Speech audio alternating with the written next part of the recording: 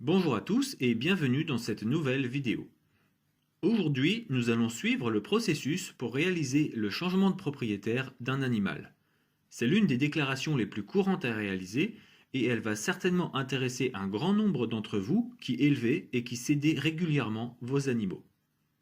Dans notre démonstration, nous allons céder l'Amazone que nous avions enregistrée au cours d'un précédent tuto. Nous nous dirigeons donc vers la fiche de notre animal grâce à son identifiant et à notre mot de passe. Nous y sommes.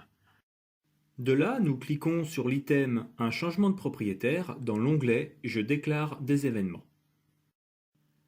Nous retrouvons plusieurs cadres. Les deux premiers se concentrent sur les informations de l'animal. Pour le troisième, il s'agit des informations du propriétaire actuel. Tous ces éléments ont été apportés lors de l'enregistrement de l'animal. C'est l'encart suivant, Cession au propriétaire ci-dessous, qui nous intéresse aujourd'hui. Dans Type, il y a trois choix possibles. Si le nouveau propriétaire est un professionnel, on choisira logiquement professionnel. Si c'est un particulier, alors là, on va avoir deux possibilités. La plupart du temps, on cochera simplement particulier.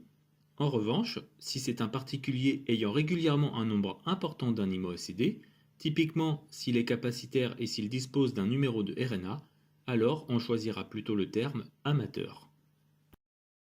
Pour la suite, il suffit de compléter avec l'identité et les coordonnées du nouveau propriétaire. Les cases ayant une étoile rouge sont obligatoires. Faites toujours attention à bien compléter l'email car le nouveau propriétaire recevra par mail son mot de passe pour accéder aux documents de son nouvel animal. On peut également indiquer les circonstances de la cession si on le souhaite. J'ai indiqué ici pour l'exemple, remise en main propre chez l'éleveur. Plus bas, on coche la case « Je certifie sur l'honneur que tout est OK » et pour terminer, on valide l'enregistrement. Comme vous le voyez, on est automatiquement renvoyé sur la page d'accueil de l'IFAP. Et voilà, la cession de notre animal est bien réalisée. On reçoit rapidement un mail de confirmation qui récapitule l'ensemble des données de la cession. On y retrouve l'identifiant de l'animal, ses informations et l'identité ainsi que les coordonnées du nouveau propriétaire. Pour garder une trace, vous pouvez tout à fait transférer ce mail dans vos archives.